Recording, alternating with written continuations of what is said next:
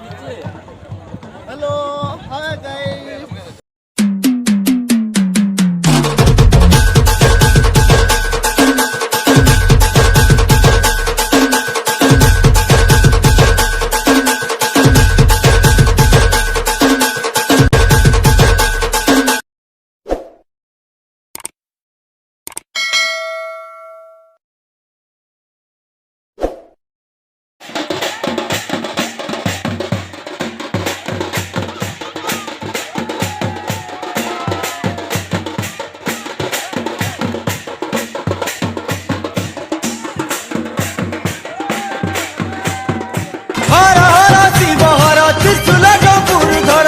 बाबा तो भोला महेश्वर गो बाबा तो भोला महेश्वर